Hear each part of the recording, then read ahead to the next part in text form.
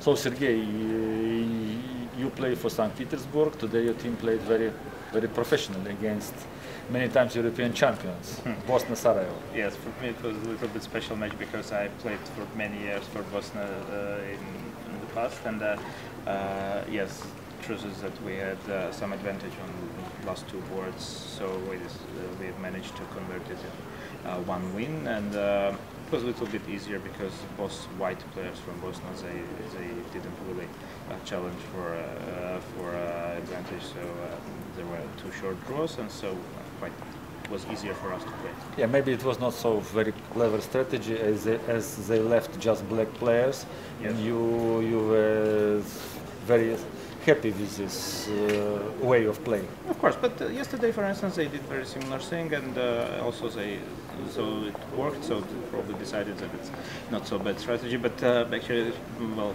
all time Bosnia was playing in different way, and probably that's why they were winning the cups. Your team is a bit weakened here because Vasily Ivanchuk is not playing for your team, first board.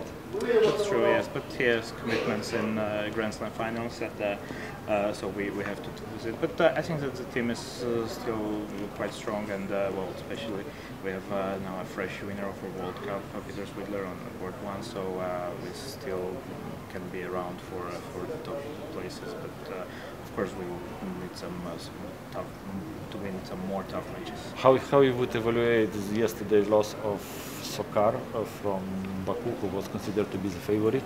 Well, of course, it was a big surprise because Bosnia, as we know, it's not all-time Bosnia anymore. But I think that several things went wrong in that match. So as far as I saw, Kazimjanov went in trouble quite quickly, and then in Mamedyarov's game, it was just something like Russian roulette, because he was winning, he was losing, then he was winning, and then he lost at the end. So of course, nobody has a guarantee that even having top players in your team that they will always win. So it was a surprise, but I think that they will still be in contention.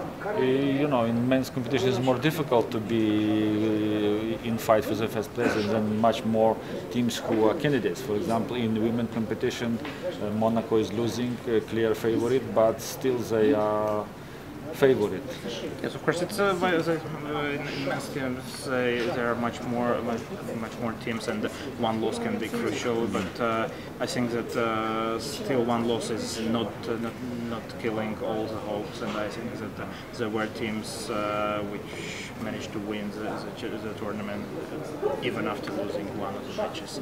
So that's why I say the Sokar still has a chance, and I think that they will be still in contention. Of course, it's a loss, and it will always be unpleasant for them to play because now they have to win all the matches. But okay, pressure is higher, of course, but from today generally started the games of heavyweights, I mean of top players on the first boards.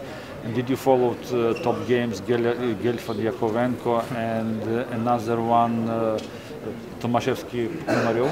Yeah, what's your opinion? I saw the both games actually. The first one was very interesting because this is a very fixed line at the moment, and lots of people they do play this line, and so I was curious what will this famous line will Yakovenko come up with, and for Boris it was not so easy because he had to remember all the analysis, and the funny moment was when I saw that after 3 hours I think that they already had a second time control, yes. and all the rest of the players they were all just approaching the first one. The first one, yeah. But it happens sometimes. Nowadays, it's more and more frequent when you have forced lines, and both players are sure what they are doing. And well, the second game was a little bit more different because it was obvious that Tomaszewski is much better prepared because Ruslan went for something very sharp, and actually after the opening, it was already quite clear that White has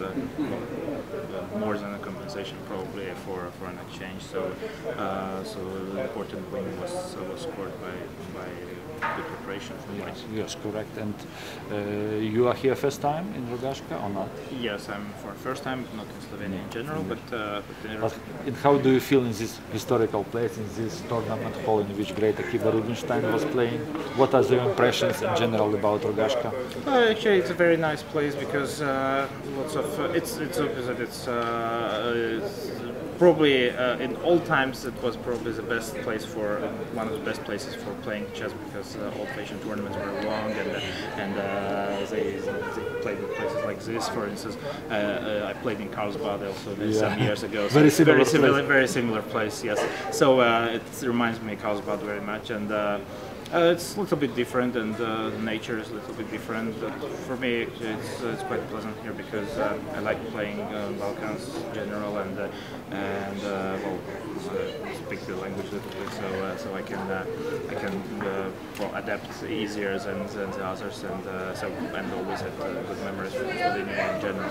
And one more question, because you became now new world champion in the team of Armenia, return to, let's say, return home.